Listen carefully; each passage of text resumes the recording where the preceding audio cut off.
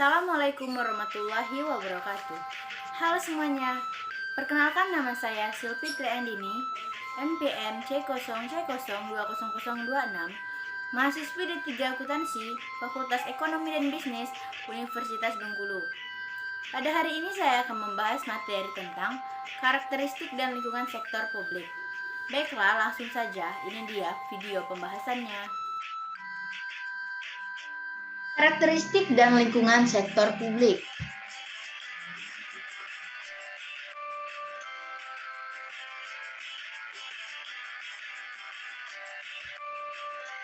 Yang pertama, pengertian dan ruang lingkup akuntansi sektor publik. Yang kedua, sifat dan karakteristik akuntansi sektor publik. Yang ketiga, value for money. Yang keempat, tujuan akuntansi sektor publik. Yang kelima, jenis-jenis akuntansi sektor publik. Yang keenam, perkembangan akuntansi sektor publik. Dan yang ketujuh, akuntabilitas publik.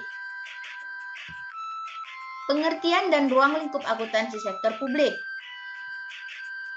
adalah suatu proses pengumpulan, pengklasifikasian, analisis, dan pembuatan laporan pengelola keuangan dalam lembaga publik di mana digunakan untuk memberikan informasi keuangan pada pihak yang membutuhkan pada saat mengambil keputusan. Dalam melaksanakan pekerjaan, organisasi, dan lembaga publik selalu dituntut agar pengelolaan biaya sosial dan ekonomi bisa lebih efisien. Jika tuntutan pertanggungjawaban publik oleh berbagai lembaga publik menguat, akuntansi sektor publik akan diakui sebagai ilmu untuk mengelola keuangan publik. Bisa dibilang, akuntansi untuk sektor publik ini digunakan untuk transparansi kepada publik untuk memenuhi hak-hak publik. Sektor publik yang dimaksud dalam akuntansi ini terdiri dari lembaga pemerintah di daerah dan pusat, dan lembaga non-pemerintah. Bahkan rumah sakit dan lembaga pendidik juga membutuhkan akuntansi jenis ini. Dari sudut pandang ekonomi, sektor publik dapat dipahami sebagai suatu entitas yang aktivitasnya berhubungan dengan usaha untuk menghasilkan barang dan pelayanan publik dalam rangka memenuhi kebutuhan dan hak publik. Sifat dan karakteristik akuntansi sektor publik. Akuntansi yang digunakan sektor publik berbeda dengan akuntansi yang digunakan oleh sektor swasta. Hal yang membedakan yaitu pada bagian instansi yang digunakan. Sifat dan karakteristik organisasi sektor publik yaitu dilihat dari tujuan dan sifat. Tujuan lembaga atau organisasi sektor publik yaitu untuk memberikan pelayanan kepada masyarakat dan meningkatkan kesejahteraan. Sedangkan sifat lembaga atau organisasi sektor publik adalah organisasi non-laba. Lembaga sektor publik berada dalam lingkungan yang sangat rumit. Komponen lingkungan yang mempengaruhi organisasi sektor publik meliputi faktor ekonomi, politik, kultur, dan demografis. Yang pertama, ekonomi.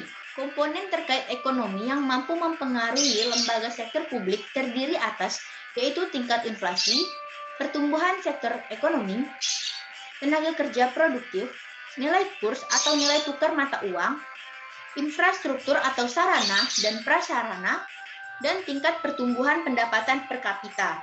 Yang kedua yaitu politik. Di antara unsur dari sisi politik yang mempengaruhi lembaga tersebut terdiri atas yaitu hubungan antara negara dengan masyarakatnya, legitimasi hukum pemerintah, tipe pemerintah yang berkuasa, ideologi dan pasar yang dianut, jaringan internasional, dan hubungan antar lembaga. Yang ketiga yaitu kultural, di mana komponen penting lain yang berpengaruh yaitu budaya. Beberapa hal yang menyusun terbentuknya budaya yaitu jenjang pendidikan, agama, ras, suku, bahasa, serta budaya, kondisi sosiologis masyarakat, historis atau sejarah, sistem nilai yang diterapkan di dalam masyarakat atau disebut dengan moral, dan karakteristik masyarakat yang berbeda tiap daerah. Yang keempat yaitu demografis, terdiri atas tingkat pertumbuhan penduduk, struktur atau penyebaran usia penduduk, tingkat harapan hidup, kesehatan masyarakat, dan migrasi. Value for money. Sektor publik sering dinilai sebagai sarang inefisien, pemborosan, sumber kebocoran dana, dan institusi yang selalu merugi. Tuntutan muncul agar organisasi sektor publik memperhatikan value for money dalam menjalankan aktivitasnya. Value for money merupakan suatu konsep penilaian kerja suatu organisasi sektor publik yang dinilai berdasarkan tingkat keberhasilan suatu program kerja. Tingkat keberhasilan yang dimaksud mengacu pada 3 elemen utama, yaitu ekonomi, efisiensi, dan efektivitas.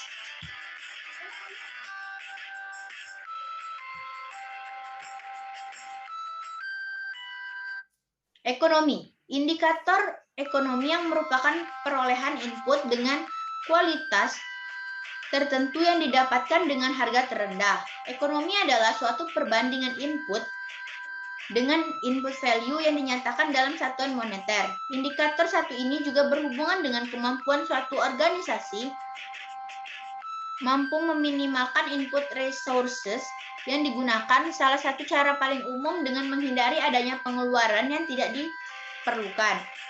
Yang kedua, efisiensi. Indikator efisiensi merupakan pencapaian output yang maksimal dengan input tertentu. Bisa juga dikatakan sebagai penggunaan input yang terendah demi mencapai output tertentu. Selain itu, efisiensi ini juga merupakan nilai yang didapatkan dari hasil perbandingan jumlah output ataupun input yang dihubungkan dengan suatu standar kinerja tertentu. Efektivitas. Indikator yang terakhir adalah efektivitas. Bisa dikatakan efektivitas adalah suatu tingkat pencapaian hasil program dengan target sederhana yang telah ditetapkan. Pada dasarnya, efektivitas adalah perbandingan dari outcome dan output. Tujuan akuntansi sektor publik ada 2, yaitu yang pertama memberikan informasi yang benar-benar dibutuhkan dalam pengelolaan yang tepat, efisien, dan ekonomis pada operasi dan alokasi sumber daya suatu organisasi atau lembaga. Yang kedua yaitu memberikan informasi yang berguna bagi manajer sektor publik dalam pembuatan laporan pertanggungjawaban bidang, divisi, ataupun sumber daya yang berbeda di bawah naungannya. Selain itu juga bertujuan untuk melaporkan berbagai kegiatan atas operasi pemerintah dan penggunaan anggaran kepada publik.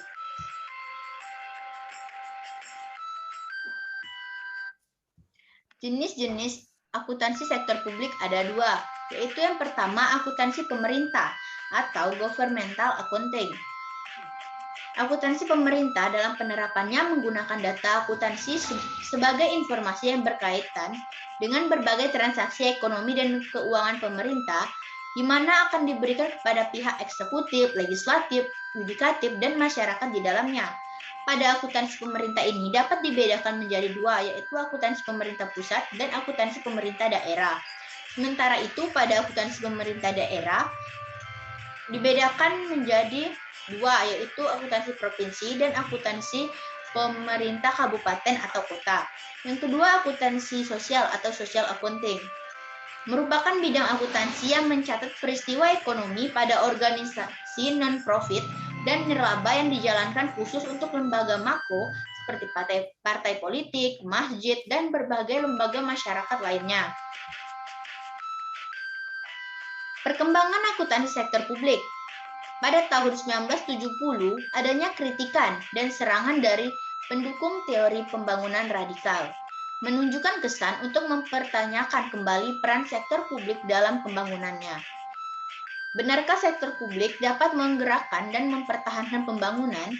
Berbagai kritik muncul terhadap sektor publik yang keberadaannya dianggap tidak efisien dan jauh tertinggal dengan kemajuan perkembangan yang terjadi di sektor swasta. Sektor publik dianggap lebih rendah kedudukannya dibanding dengan sektor swasta, dan bahkan dianggap mengganggu pembangunan ekonomi dan sosial itu sendiri dengan alasan sektor publik sering dijadikan sebagai sarang pemborosan dan inefisiensi ekonomi. Kedudukan sektor publik bertambah lemah karena orientasi pembangunan lebih diarahkan pada pembangunan sektor swasta dan cenderung mengabaikan pembangunan sektor publik. Pada tahun 1980-an, reformasi sektor publik dilakukan di negara-negara industri maju. Sebagai jawaban atas berbagai kritikan yang ada, berbagai perubahan dilakukan misalnya dengan mengadopsi pendekatan New Public Management atau NPM dan representing government di banyak negara. Akuntabilitas publik, yaitu pemegang amanah. Again, wajib untuk memberikan suatu pertanggungjawaban, menyajikan, melaporkan, serta mengungkapkan semua kegiatan dan aktivitas yang menjadi tanggung jawabnya kepada pemberi amanah sebagai pemilik hak dan kewenangan. Akuntabilitas publik terbagi menjadi dua. Yang pertama, akuntabilitas vertikal atau vertical accountability, yaitu pengelolaan dana yang dipertanggungjawabkan terhadap otoritas yang lebih tinggi. Misalnya unit-unit kerja bertanggung jawab kepada pemerintah daerah, kemudian pemerintah daerah bertanggung jawab kepada pemerintah pusat, dan pemerintah pusat bertanggung jawab kepada MPR. Yang kedua, akuntabilitas horizontal atau horizontal accountability, yaitu pertanggungjawabannya kepada masyarakat. Dalam lingkup pemerintah, lembaga pemerintah akuntabilitas publik, yaitu pemberian informasi dan pengungkapan informasi atas aktivitas dan kinerja finansial pemerintah kepada pihak-pihak yang berkepentingan dengan laporan tersebut. Dalam hal ini, pemerintah pusat dan pemerintah daerah harus bisa menjadi subjek untuk memberikan suatu informasi yang bertujuan untuk memenuhi hak-hak publik.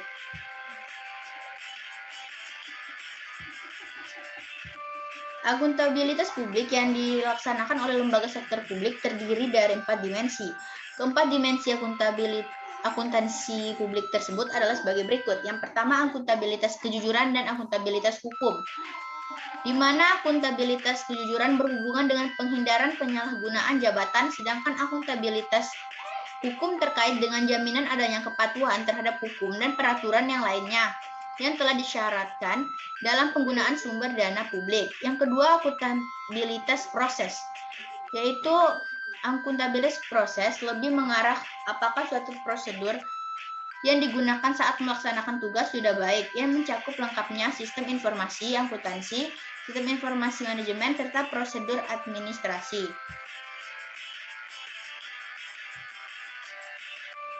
Yang ketiga, akuntabilitas program, yaitu lebih memperhatikan apakah tujuan yang telah ditentukan dapat diraih atau tidak, dan apakah telah mempertimbangkan alternatif program yang memberikan hasil yang optimal dengan biaya yang minimal.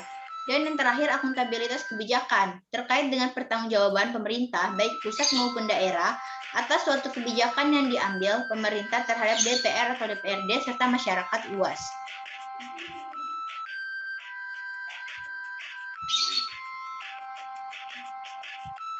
Nah, itulah tadi pembahasan mengenai karakteristik dan lingkungan sektor publik. Baiklah, semoga dapat memberikan manfaat dan memberikan pengetahuan kepada kita semua. Wassalamualaikum warahmatullahi wabarakatuh. Bye semuanya.